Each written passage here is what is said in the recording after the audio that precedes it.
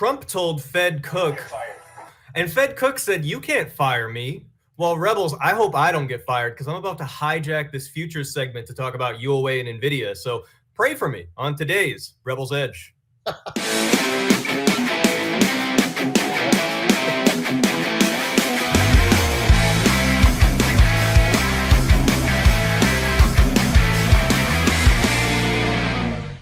All right. Well, Justin, you're looking like $1 million out there, of course. I mean, if you're in Hawaii, how do you not? I mean, what a great place to be. You and I are going to talk later on a little bit about the Hawaiian football team and how great that was this weekend. But anyway, all that being said, we got a lot to cover. John's God knows where. He's always flying somewhere. I think he's flying to Puerto Rico or whatever he's doing. You know, you just don't ever know with that guy.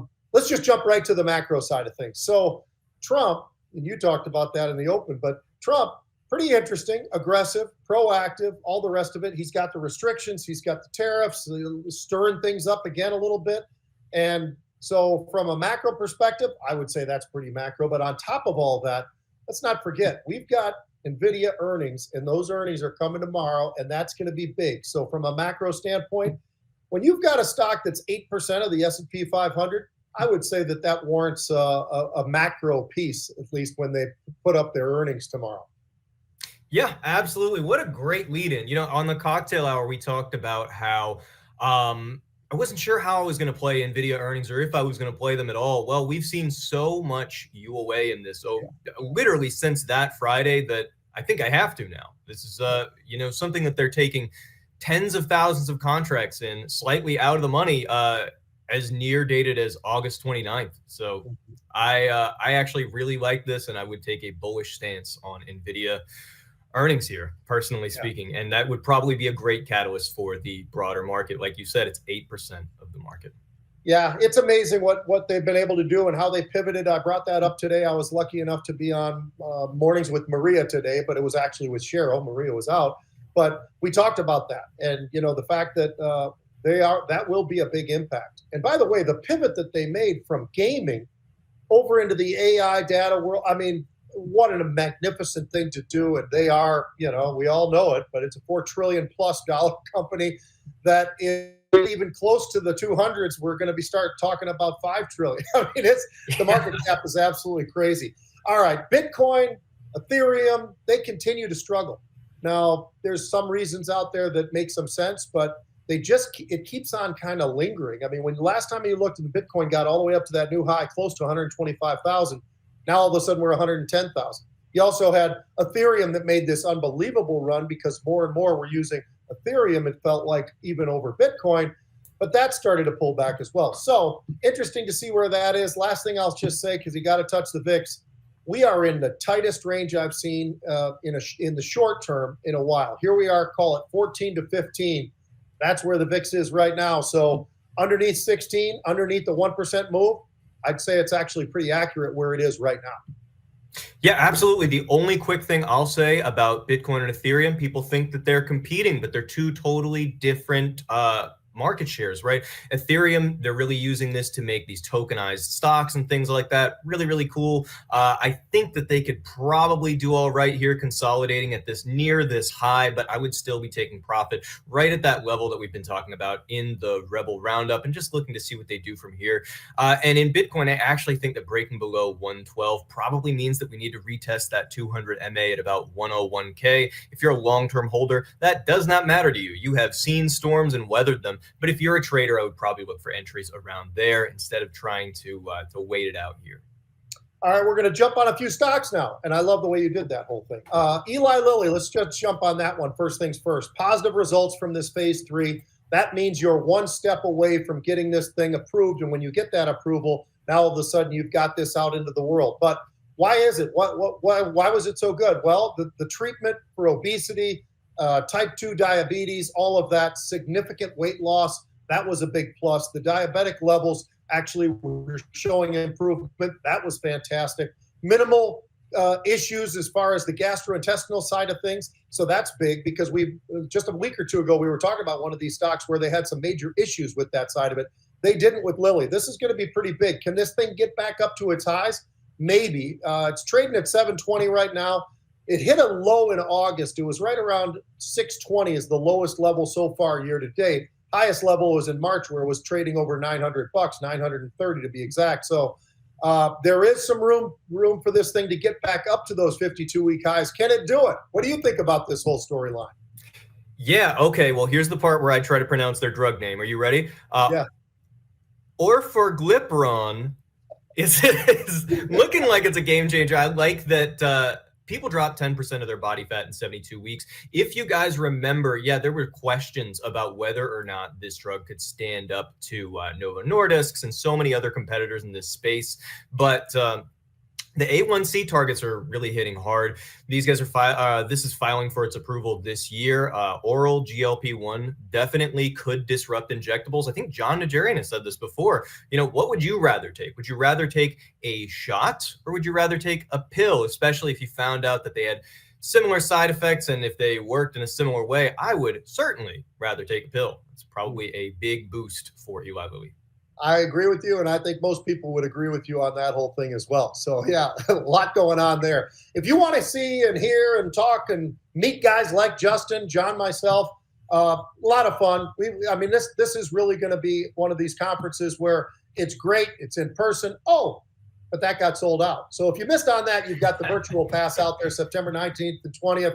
Gives you an opportunity to still feel like you're there. They do an amazing job with that. It's a little less expensive, of course, but you're also not rubbing shoulders and hanging out and having a cocktail and talking about things in the market. So the virtual pass is the only way to get in now. So scan that code right there and give yourself the opportunity and carve out that time, because it should be a lot of fun. But anyway, all right, let's just jump into this next one. We got a lot of different things that we got to cover. How about GoPro? Now, GoPro, it took me a little while to even realize GoPro was still a publicly traded company, because this thing has been absolutely decimated over time. It's gotten hit to the downside. It's been hanging around down there. But yesterday was a little bit different. And suddenly, early in the day, we get some massive option activity, 40,000 of the April. So we're going all the way to 2026 with this thing. So you're going to April, the two calls, they were going for 28 cents to 35 cents. I'll tell you what, it's not that far away. As a matter of fact, it got through the $2 level, but an amazing jump that we were seeing. Look at the size of that trade. At the time, the stock was trading at $1.35, the time of the trade. 44 million shares traded yesterday. You know what the daily average is? About 10 million. So I'd say this was a monstrous day for GoPro. It looks like it's trying to hold on to some of those gains. What do you think about this one? Whenever a stock makes a huge pop, in this case, what was it, 36%, 36.36, on no news, people will always say, oh, well, it's just a meme stock. Oh, it must have been a meme stock. Well, I looked and I didn't see a lot of social media sentiment for this until this started popping like crazy. UOA really got it before anyone on social media did. And yeah, with 40,000 contracts, that's what I love about UOA. It's not just, hey, you can catch this thing before it starts to run or right at the beginning of the run. It's really the fact that they find these incredible ways to play it with options. Like you said, here's all the way out in April 2026, $2 strike, not that far away. These options were actually dirt cheap. You're paying for very, very, very little time for a move that, yeah, if GoPro decides to take off, it could definitely make. I'm with you. I didn't even know GoPro was still a stock either, but I like the structure that they chose a ton in this. And honestly, it's anyone's game. Could GoPro soar? I mean, well, on July 23rd, it made it all the way up to 237 on no news either, from my understanding. So yeah, I think it absolutely could. It's one of those weird ones that you just say, hey, maybe I'll see if I can find a decent price in this thing and give it a shot. And we sure did love seeing that 40,000 on the UOA, the unusual option activity. I mean, that was outstanding. Trump media next, DJT. Donald J. Trump. Well, the crypto.com and this, they want to integrate CRO into this whole thing. The mutual cooperation to purchase agreements for CRO and shares. This is pretty interesting, right? I mean, it seems like the businessman is in the White House and dealing all kinds of different things. Not everybody's excited about the restrictions. Not everybody's excited about the tariffs and everything else. But I got to tell you, it sure seems like he's really getting after every element that he's trying to do. And he's still able to get out there and do other things outside of that. So I tell you what, if nothing else, you've got to be impressed with a lot of the things that have already gotten done. These guys only been sitting in there, what, 6 months or so? It's impressed with a lot of the things that have already gotten done. These guys only been sitting in there, what, 6 months or so? It's just absolutely amazing where we are right now from where we were. And even when it comes to all these different deals that are out there, whether it's AMD and NVIDIA and that 15% that they're going to be getting, I mean, there's a lot of different things going on right now, but certainly with DJT, a very interesting partnership that they have put together for this crypto.com. Yeah, absolutely. People, just because it's DJT, people take this as this weird political football that they try and pass back and forth. But in actuality, hey, at least here's a company that really cares about its shareholders. They said, oh, okay, we're Truth Social. Oh, also, we're gonna, hold a bunch of Bitcoin. It's like whatever we can do to try and get this stock price up for the shareholders, we're going to do that. And I like that a ton. And additionally, Donald Trump Jr. and Eric Trump are trying to go SPAC hunting, trying to scoop up a US-based manufacturer. Like you said, yeah, they're hitting every button that they can. And I think it's awesome. Let's see if we can trade it. On there. Yeah. Interactive Brokers is next. Now, this one actually got a little bit of a pop. It came right back. And, usually they can hold on to that kind of a pop. Why is that? Well, because Walgreens is out and Interactive is in for the S&P 500. As of August 28th, they will be in there. So, initially it got up to like $66, somewhere very close. It didn't last very long. The next thing you know, you look back and there it is, kind of a ho-hum, trading right around 63. But that being said, Interactive Brokers is up 100% in the last year, 41% year to date. They have a great balance sheet. They've done a magnificent job. So unless this thing is more expensive, and I didn't think it looked all that expensive from the price to earnings, the PE of this thing, but it sure is interesting. I think this is a stock that has a little bit more room to the upside potentially, just because of the fact of where it is, the S&P, some of the buying, all that type of thing. I think that there's more to it even than that. I think they're actually executing and doing the right thing in terms of a brokerage. What do you think of this name?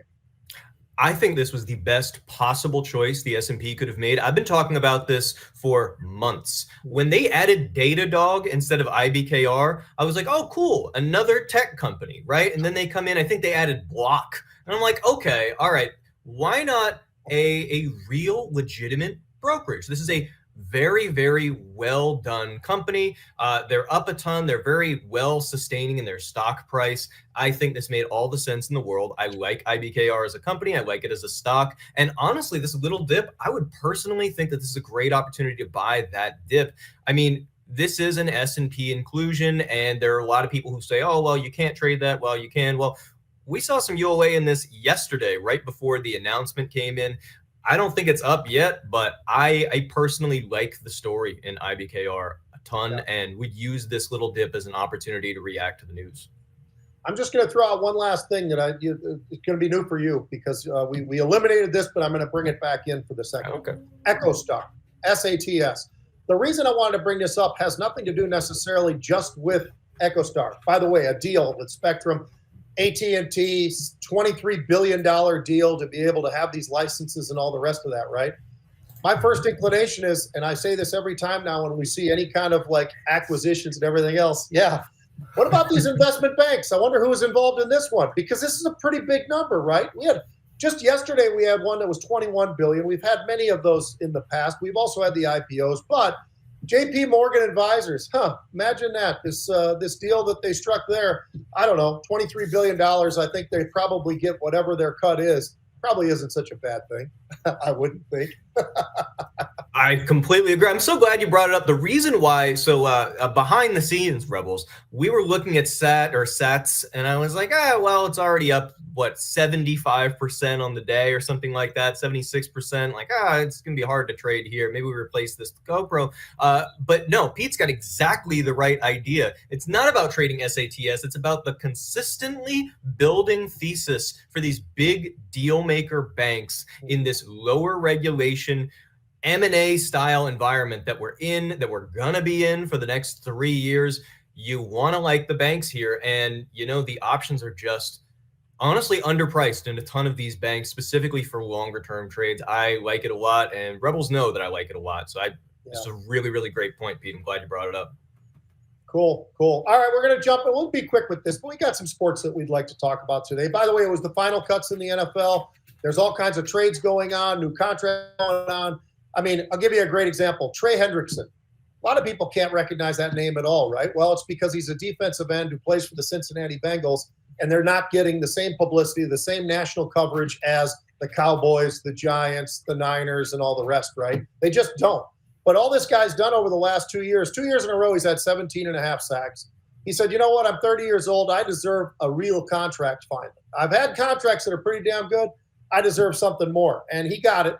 And he's averaging a little over $30 million a year now with this new contract that he got. He'd been sort of sitting out and trying to get there, and he'd been there trying to negotiate with this whole thing. So pretty cool. I also think when I look over at the Giants, they had to make a tough decision to cut somebody, Tommy DeVito. Now, his nickname is Tommy Cutlets. And there's a whole big storyline behind this, but he's a local guy. He's playing for the Giants. Everybody's kind of pulling for the guy. He's a great young man, and he might find a spot somewhere. But the Giants is where he wanted to be. It was like his dream. He grew up in that area and everything. So pretty cool. Amari Cooper is a name that if people remember that name, wide receiver, he's going back with the Raiders. And these guys kind of move around, but eventually they all end up coming back to one of those teams. Adam Thielen supposedly is going to sign with the Minnesota Vikings. Terry McLaurin just signed a brand new contract, by the way, Washington guy, wide receiver. He is what Jaden Daniels needs, and they finally decided to say, okay, we're going to give it to you. How about a 3-year, $96 million contract? That sounds pretty good to me, Justin. I don't think that sounds so terrible. And then Teddy Bridgewater. This guy's been on teams, off teams. He's been a great player. He's had some injuries. He's had this. He was out, I think he was coaching high school football. I might be wrong, so I don't want to, get him mad at me. But it's either high school football or very small college football somewhere. And they took him out. He's been on the team just for, however many weeks. And the next thing you know, he beats out the second place guy. And now he's going to be the second quarterback for the Tampa Bay Buccaneers. Pretty cool how this whole thing works. I remember it all too well, Justin, because I was one of those guys who went to sleep at night going, I think I'm number 54 on a 53-man roster. This is going to be pretty brutal when they come and knock on my door and tell me I'm out. So I'm fully understanding of all these guys, and some of this. The contracts are unbelievable in the NFL now. The fact that these guys are signing $30 million, $50 million contracts, absolutely incredible. But you look at what they're doing on the TV, and you look at how they dominate even all the other sports when it's their sports time of year to fly. The NFL still crushes them. So it just shows you that money, and the money just continues to get bigger every year. And we always say it, the cap space that everybody has, it expands every single year. It's going to expand a few $million even higher. And all that's coming from what's going on TV. I still want you to get a team in Hawaii, though. Before London and before some of these others, you deserve an NFL team. And I think a lot of guys in the NFL wouldn't mind that long trip. I told you, why don't you just tell the NFL, be like, I will move there. I will coach it. I will own it. I will run it. I am Pete Najarian, and I will do the Hawaii team. Make this case. Bring it to us. We will be happy. I like it, man. It's great. College football is here. We already had games this past week. As a matter of fact, we didn't have one game. We had 2 games. We had 3. We had like a dozen games or something like that. And one of them was right in your backyard. You guys went out, and I wanted to congratulate you because you beat Stanford. Not that Stanford's the greatest team in what was the old Pac-10 and Pac-12 and everything else, but now ACC with Cal, because the Atlantic Coast Conference stretches all the way to the Pacific coast of the United States. That always makes it pretty interesting for the trade. But what I don't like that I see that's going on is all these teams that line up, the patsies to go win in their first week, right? So I wanted to give a little bit of credit to this. I've already talked about Ohio State and Texas. Now, Texas comes in, the number 1 team in the country. They're playing against Ohio State. Ohio State is favored, even though they're number 3, and they don't know for sure what their quarterback looks like because he's gone from last year. And now they've got 2 guys who combined have thrown about 33 passes. But Arch Manning at Texas, the number 1 team, they're going to go up there. I'm going to give a prediction right now. I'm going to say that actually Texas might even run them off the field. I mean, Ohio State lost offensive linemen, 2 great running backs to the NFL, quarterback to the NFL, people at all over different on the defensive side too. I just think as good as they are, and they're always good, Ohio State, and they can line up the next guy behind them. But I will tell you this, as you look at that, Texas has recruited. They've got unbelievable facilities. The NIL money down there is unbelievable, and they're able to do things that a lot of schools can't do. I think it's pretty cool. What do you think of that one? Do you like the fact that they're going head to head right out of the gate? I think it's really interesting and it's cool. And I've talked before about hitting betting odds during this section, and so I just pulled it up real fast, and I'll just read a quick excerpt from today on these betting odds. Like the national title, the odds to win the Heisman Trophy are balanced at the top. Texas quarterback Arch Manning is the consensus favorite, but at plus 650, he has the longest odds for any preseason favorite over the past 15 seasons. Wow. I think that is super interesting. Last fact, real quick, last one. Yep. At DraftKings, Manning has actually attracted more than 3 times as many bets to win the Heisman Trophy as any other player on the board ever. I think that is really, really interesting. I'll follow that up with this. There are other schools that actually decided to have a real game, not some game against the Little Sisters of the Poor. How about this? LSU and Clemson at Clemson. Both of them call basically their fields Death Valley and all the rest of it. Both of them, the LSU quarterback and the quarterback for Clemson, are considered Heisman candidates as well. So that one's pretty cool, number 9 against number 4. And then you finish up, Notre Dame's playing Miami. Now, at one point in time back in my era, it was the Catholics versus the convicts is what they used to call that. So it's interesting. I don't think they call that anymore because I don't even know if that's okay or whatever, in the world that we live in, who knows. But it was always sort of a classic. And I think both sides kind of played up their side, right? I mean, that's what you do in football. But that's going to be a fun game. So I like seeing that there are real games getting played, not, somebody playing some school that's so small and so many divisions lower and all the rest of it that it's great to see that some of these guys are coming out swinging right out of the gate, and they obviously all want to get to the college playoff. That's how you do it. Yeah, absolutely. Hey, one last fun fact for you. You mentioned Hawaii. I didn't get to comment on it from the school side. Hawaii's home games are actually now pay-per-view free. So all over the state is getting more and more into football. These all air for free just on Spectrum, which is a really cool thing. And there's going to be a new stadium in 2029. So maybe, who knows? Maybe. Yep. That's cool. I love it, man. All right. Well, Justin, thanks for filling in last minute. I know John literally called me and he goes, I forgot to tell you, which is the way he usually operates. So I reached out to you all the way in Hawaii. I know it was early, man, but you got to do the same hours as us. So when it's all said and done. All right.